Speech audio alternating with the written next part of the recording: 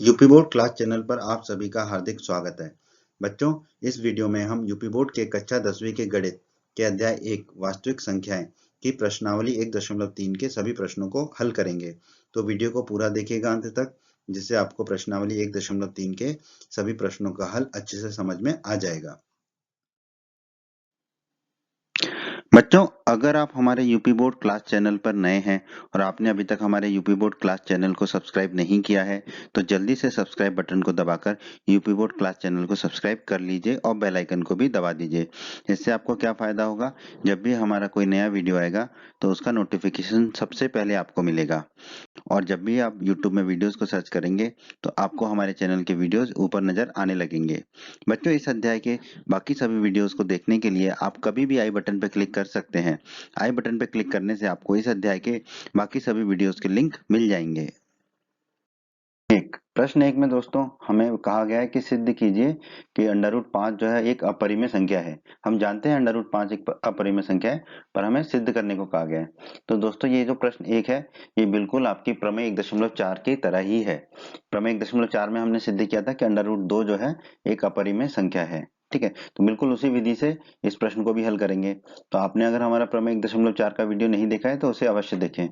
ठीक है, तो √5 जो है उसको अपरिमेय संख्या सिद्ध करना है, तो इसके लिए हम क्या करेंगे, विरोधोक्ति द्वारा उत्पत्ति। ठीक है, प्रूफ ऑफ कॉन्ट्रडिक्शन। ठीक है, विरोधाभास की युक्ति का उपयोग करेंगे हम। विरोधाभास का मतलब क्या होता है कि जो हम मानेंगे उसको हम गलत सिद्ध कर देंगे। ठीक है, तो हम शुरुआत में ही जो दिया गया है उसका उल्टा मान लेंगे। ठीक है, हमें जो सिद्ध करना है √5 अपरिमेय संख्या है, तो हम उल्टा मान लेते हैं। हम मान लेते हैं इसके विपरीत कि √5 क्या है, हमारी एक परिमेय संख्या है।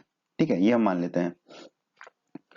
ठीक है, फिर हम दिखाएंगे कि जो हमने माना था वो गलत माना था, तो √5 अपरिमेय संख्या हो जाएगी। ठीक है, तो हमने मान लिया है कि √5 एक परिमेय संख्या है।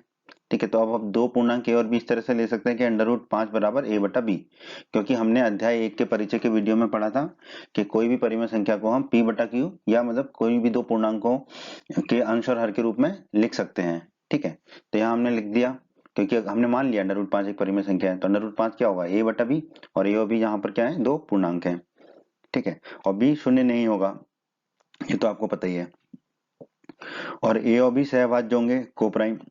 इसका मतलब क्या है, a और b में कुछ भी उभयनिष्ठ नहीं होगा एक के अलावा। मतलब ये जो a और b आए हैं, ये सारा कटपिट के आए हैं। ठीक है, इनमें कुछ भी उभयनिष्ठ नहीं है, कुछ भी कॉमन नहीं है। अब हमने क्या किया, b को ऊपर ले गए, तो ये हो गया √5 गुणा b बराबर a। अब क्या करेंगे, दोनों तरफ वर्ग ले लेंगे। ठीक है, दोनों तरफ वर्ग लेंगे तो √5 का वर्ग तो 5 आ जाएगा, b का वर्ग b का वर्ग हो जाएगा, और a का वर्ग a का वर्ग। तो हमारा आ गया 5 गुणा b का वर्ग बराबर a का वर्ग। अब दोस्तों आप देखिए, जो a का वर्ग है उसके क्या क्या गुणनखंड है, 5 है। ठीक है, और b का वर्ग है। ठीक है, यानी b गुणा b होगा, तो a के वर्ग के दो गुणनखंड मिल रहे हैं हमको ना, अलग अलग अद्वितीय। कौन से, 5 और b। ठीक है, तो इसका जो भी गुणनखंड होता है वो उस संख्या को जरूर विभाजित करता है। तो इसका मतलब क्या है, 5 जो है a के वर्ग को विभाजित करेगा। ठीक है, क्योंकि 5 क्या है, a के वर्ग का गुणनखंड है।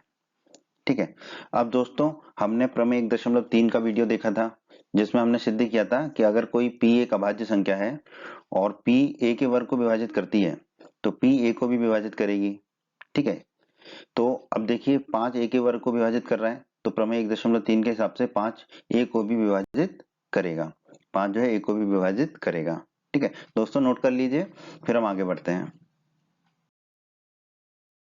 दोस्तों ठीक है, हमने यहाँ पर लिख दिया 5 b का वर्ग बराबर a का वर्ग जो हमने निकाला था, और 5 a को विभाजित करेगा। ठीक है, अब दोस्तों हम क्या करते हैं, a बराबर 5c लिख देते हैं। ठीक है, जहां पर c भी एक पूर्णांक है।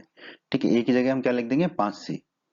तो 5 अब a का मान प्रस्तावित कर देते हैं, यहाँ पर 5b के वर्ग बराबर a का वर्ग। ठीक है, इसमें हम a की जगह रख देंगे 5c।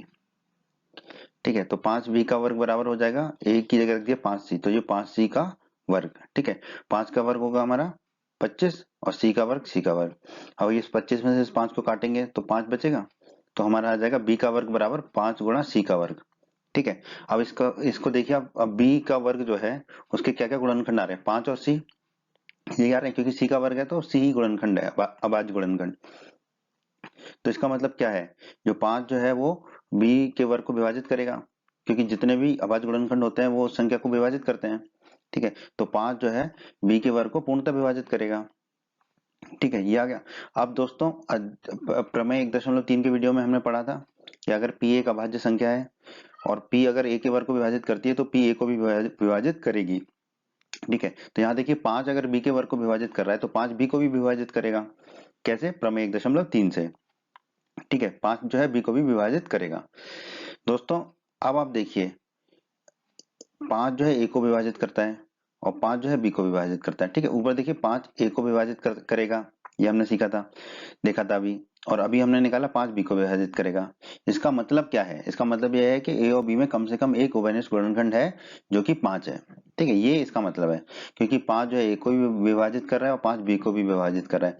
इसका मतलब a और b में एक उभयनिष्ठ गुणनखंड अवश्य है, उसका वो है 5।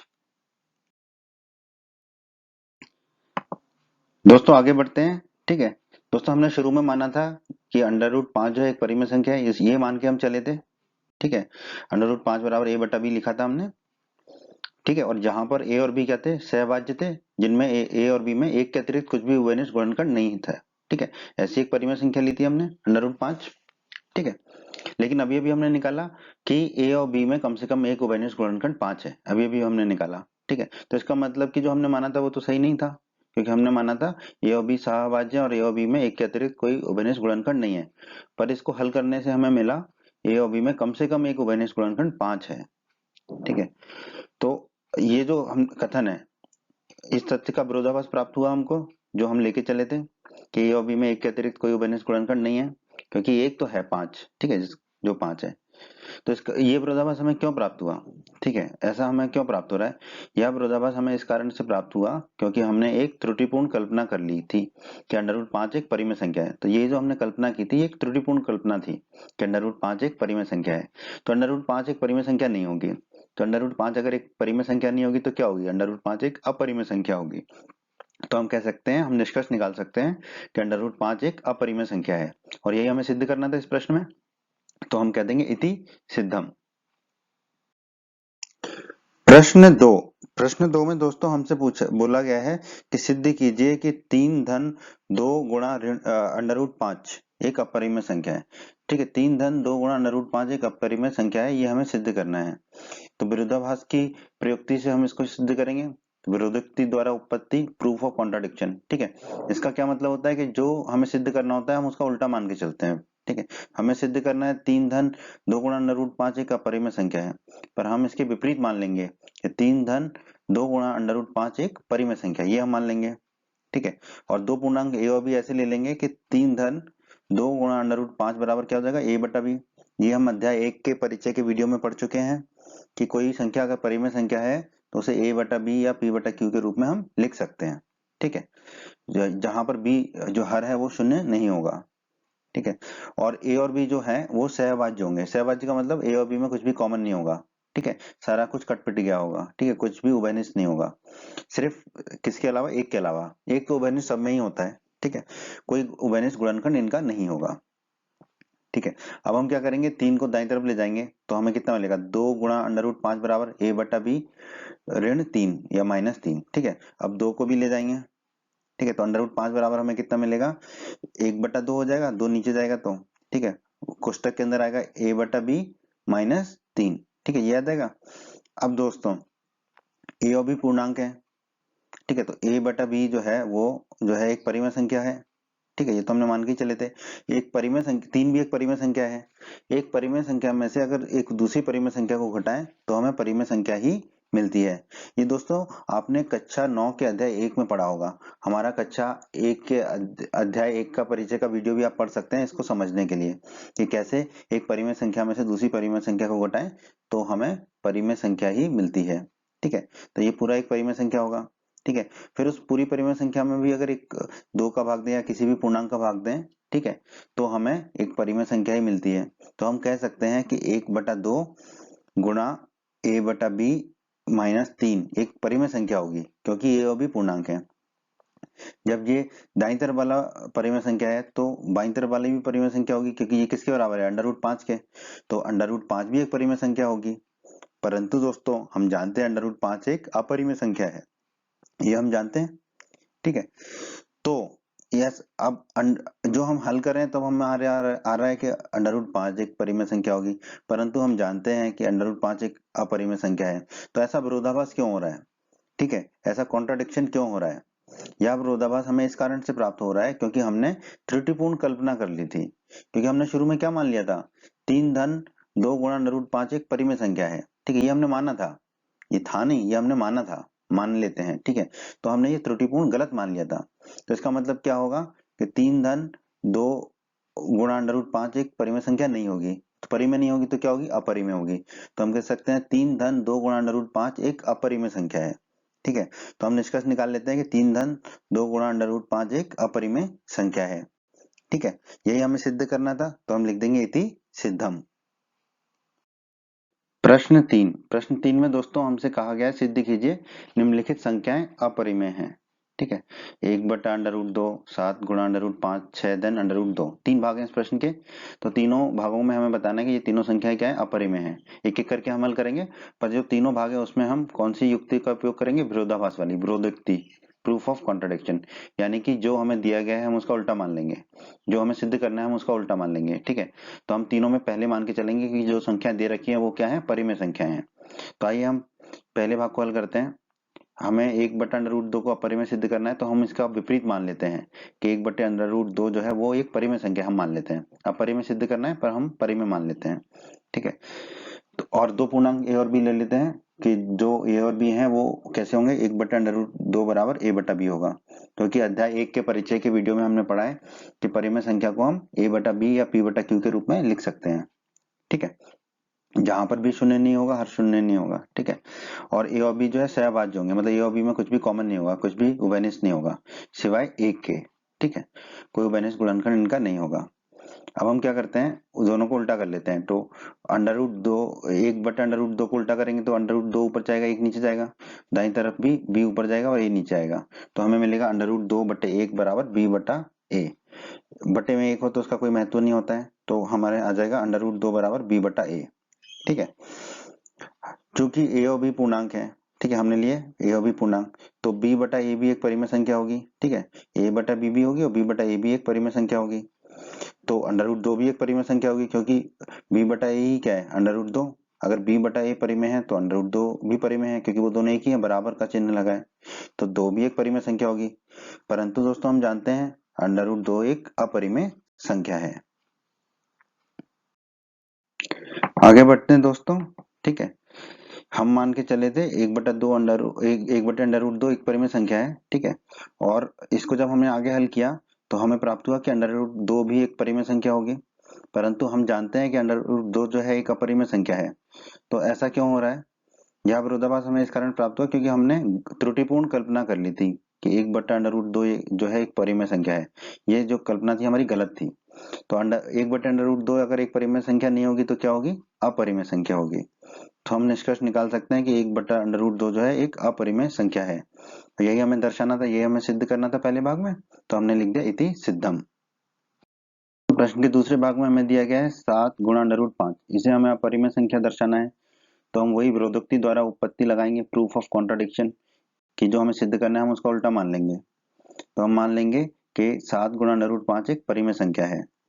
ठीक है, फिर अब वही दो पूर्णांक ए और बी ऐसे लेंगे कि 7 गुणा √5 बराबर a बटा b हो जाएगा हमारा। ठीक है, जहां पर b शून्य नहीं होगा। ठीक है, और ए और बी कैसे होंगे? हमारे यहाँ पर सहभाज्य होंगे, मतलब इनमें कुछ भी कॉमन नहीं होगा एक के अलावा। ठीक, कोई भी उभयनिष्ठ गुणनखंड नहीं होगा। अब हम ये जो 7 है इसको नीचे ले जाते हैं, तो √5 बराबर हमारा आ जाएगा a बटा 7 भी। ठीक है, ये आ जाएगा हमारा √5 बराबर a बटा 7 भी। ठीक है, a और b पूर्णांक है, तो a बटे 7 भी ये हमारा क्या होगा? एक परिमेय संख्या होगी। ठीक है, क्योंकि ये भी p बटे q के रूप में है। a एक पूर्णांक है, b पूर्णांक है और 7 भी पूर्णांक है। ठीक है, तो ऊपर पूर्णांक और नीचे पूर्णांक, तो a बटे 7 भी क्या होगी? हमारी परिमेय संख्या होगी। ठीक है, और a बटा 7 भी किसके बराबर है? √5 के। ठीक है, तो a बटा 7 भी परिमेय है तो √5 भी परिमेय संख्या होगी।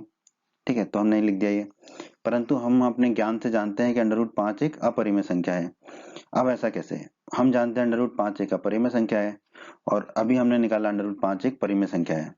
यह इसलिए कि यह विरोधाभास हमें इसलिए प्राप्त हुआ क्योंकि हमने एक त्रुटिपूर्ण कल्पना कर ली थी। जो हमने माना था शुरू में 7 गुणा √5 एक परिमेय संख्या है, ठीक है, वो हमारी एक त्रुटिपूर्ण कल्पना थी, मतलब गलत कल्पना थी। इसका मतलब 7 गुणा अंडर रूट 5 एक परिमेय संख्या नहीं है।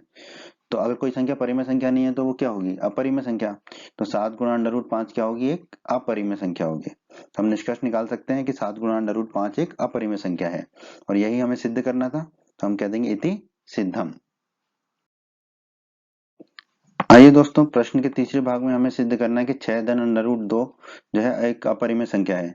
तो वही विरोधोक्ति द्वारा उत्पत्ति करेंगे हम, प्रूफ ऑफ कॉन्ट्राडिक्शन, विरोधाभास। ठीक है, तो जो दिया गया है, जो सिद्ध करना है हमें, उसका उल्टा मान लेंगे। तो हम मान लेंगे 6 धन अंडर रूट 2 एक परिमेय संख्या है। ठीक है, हमें अपरिमेय सिद्ध करना है पर हम उसको परिमेय मान लेंगे। तो हम ए और बी ऐसे दो पूर्णांक लेंगे कि 6 धन अंडर रूट 2 बराबर हो जाएगा हमारा ए बटा बी। ठीक है, परिमेय संख्या है तो उसे ए बटा बी या पी बटा क्यू के रूप में हम लिख सकते हैं, जहां पर भी शून्य नहीं होगा। ठीक है, और ए और बी कैसे होंगे, सहभाज्य होंगे, जहां पर ए और बी में एक के अतिरिक्त कोई भी उभयनिष्ठ गुणनखंड नहीं होगा। ठीक है, अब हम क्या करेंगे, 6 को दाईं तरफ ले जाएंगे तो हमें मिलेगा अंडर रूट 2 बराबर ए बटा बी माइनस 6। ठीक है, अब ए बटा बी तो परिमेय संख्या है हमारी। ठीक है, ये हम मान के चले हैं 6 धन अंडर रूट 2। ठीक है, अब इस परिमेय संख्या में से 6 भी एक परिमेय संख्या है, पूर्णांक है। ठीक है, तो पूर्णांक परिमेय संख्या ही होता है। एक परिमेय संख्या में से दूसरी परिमेय संख्या घटाएंगे तो हमें एक परिमेय संख्या ही मिलती है। तो इसका मतलब ए बटा बी ऋण 6, ये क्या होगी, हमारी एक परिमेय संख्या होगी। ये भी पूर्णांक है तो ए बटा बी ऋण 6 एक परिमेय संख्या होगी। और ए बटा बी ऋण 6 किसके बराबर है, अंडर रूट 2 के। तो इसका मतलब अंडर रूट 2 भी एक परिमेय संख्या होगी। परंतु दोस्तों हम अपने ज्ञान से जानते हैं कि अंडर रूट 2 एक अपरिमेय संख्या है। अब ये हमें विरोधाभास मिल रहा है, हम यहाँ पर यह विरोधाभास हमें क्यों मिल रहा है, किस कारण से प्राप्त हो रहा है, क्योंकि हमने एक त्रुटिपूर्ण कल्पना कर ली थी। क्या, कि 6 धन अंडर रूट 2 जो है एक परिमेय संख्या है। ये जो हमने यहाँ माना था 6 धन अंडर रूट 2 एक परिमेय संख्या है, ये हमारी त्रुटिपूर्ण कल्पना थी। ठीक है, इसका मतलब ये कल्पना गलत थी। इसका मतलब क्या हुआ, 6 धन अंडर रूट 2 एक परिमेय संख्या नहीं होगा। अगर कोई संख्या परिमेय संख्या नहीं है तो वो अपरिमेय संख्या होगी। तो इसका मतलब क्या हुआ, 6 धन अंडर रूट 2 जो है एक अपरिमेय संख्या होगी। तो हम निष्कर्ष निकाल सकते हैं कि 6 धन अंडर रूट 2 एक अपरिमेय संख्या है। ठीक है, और यही हमें सिद्ध करना था। तो हम कह देंगे इति सिद्धम। उम्मीद करते हैं बच्चों आपको हमारा ये वीडियो पसंद आया होगा। बच्चों, अगर आप यूपी बोर्ड क्लास चैनल पर नए हैं और आपने अभी तक हमारे चैनल को सब्सक्राइब नहीं किया है तो सब्सक्राइब बटन को दबाकर जल्दी से चैनल को सब्सक्राइब कर लीजिए और बेल आइकन को भी दबा दीजिए। इससे आपको क्या फ़ायदा होगा, जब भी हमारे चैनल पर कोई भी नया वीडियो आएगा तो उसका नोटिफिकेशन आपको सबसे पहले मिल जाएगा। और जब भी आप यूट्यूब पर कोई वीडियो सर्च करेंगे तो हमारे चैनल के वीडियोज़ आपको ऊपर नज़र आने लगेंगे। आप हमारे वीडियोज़ को अपने सभी दोस्तों के साथ व्हाट्सएप और फेसबुक पर अवश्य शेयर करें, जिससे आपके दोस्तों का भी लाभ हो सके। आपको वीडियो पसंद आई है तो वीडियो को लाइक अवश्य करें, और इस अध्याय के अन्य सभी वीडियोस को देखने के लिए आई बटन पर क्लिक करें। आई बटन पर क्लिक करने से आपको इस अध्याय के सभी वीडियोस के लिंक मिल जाएंगे। धन्यवाद बच्चों।